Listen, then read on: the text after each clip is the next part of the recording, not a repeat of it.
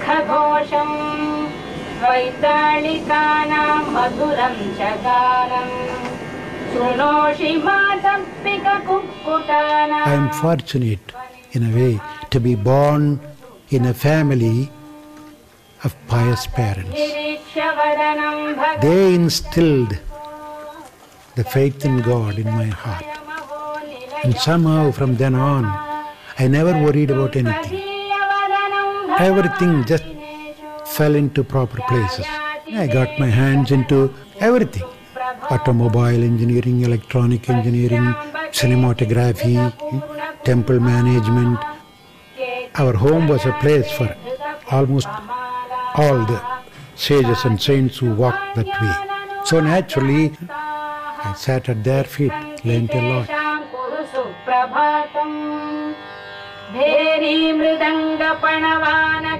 Ultimately, I heard of another great saint in the Himalayas, Swami Satchidananda, and that was more or less the culmination of my search. It's all naturally happened.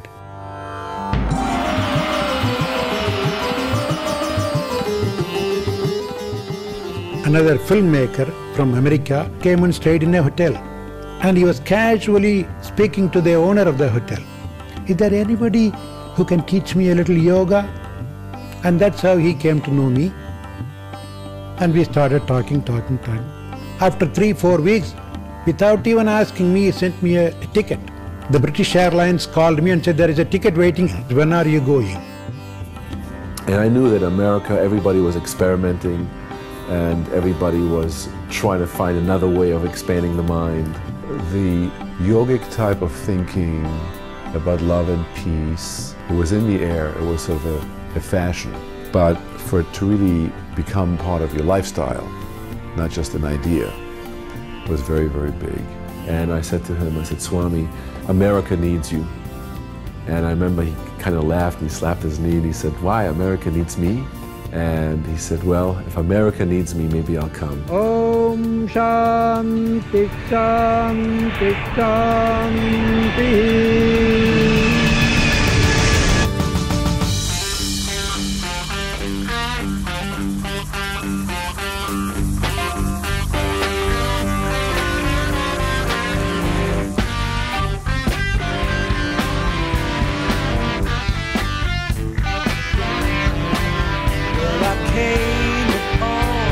Child of God, he was walking along the road, and I asked him, tell me, where are you going?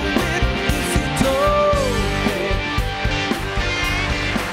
Said, I'm going down to Yaskus. America is helping everybody in the material field, but the time has come for America to help the whole world with spirituality also. We are building and we've got to get ourselves back to the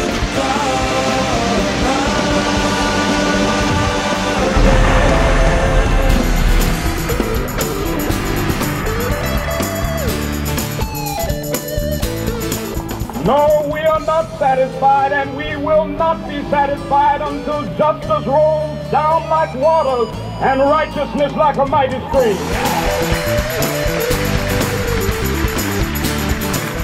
While some young people demonstrate for peace and others seek it in the artificial solace of drugs, here in New York, Swami Satchidananda teaches another way to peace.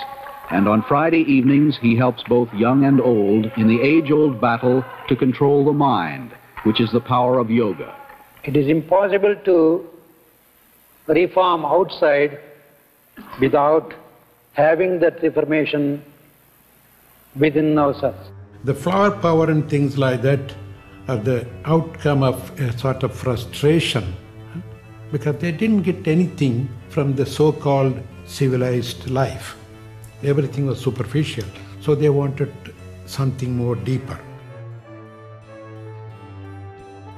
I started making phone calls. You know, I was in Paris, I brought this great Swami here, I want you to come over tomorrow.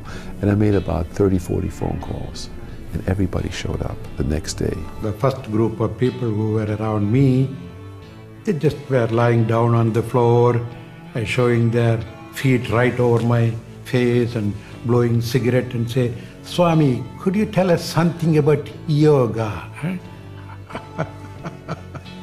Oh boy, yes, certainly there was a little cultural difference. I could say a mild shock, because I didn't expect that. True, I fitted that image because I have a long beard, because they read about a guru coming from the Himalayas. And so that gave them a little comfort.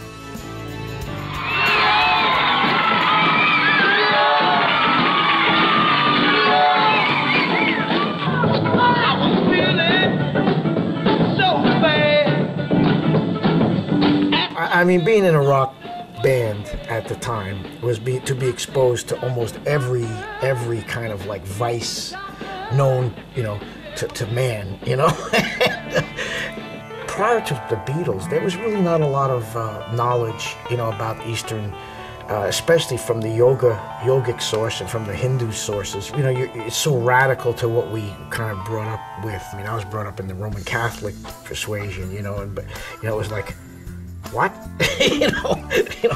What do you mean you don't eat any meat? What do you mean you don't eat any fish? Are you okay? I had been given a book by a friend of mine called Autobiography of a Yogi. And toward the end of the book it said, if you want a teacher, ask and he shall come. I would say within 2 weeks we were asked to do a television program. And I walked in and there he was. So we're sitting talking. I told him exactly what I'm telling you, that I was so disillusioned. I used to say to Swami, what about the world? And we got trouble in Palestine, and he used to go, oh my God. He says, I gave you a broom. I told you to clean your closet. You want to clean the whole house? Finish your closet and then come back and talk to me,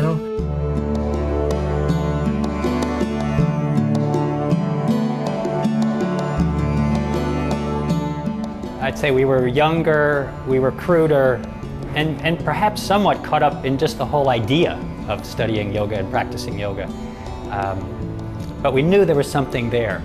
So we went from maybe romantically loving the idea of a guru and yoga practice to really experiencing something that shifted our whole way of understanding life, our whole way of being.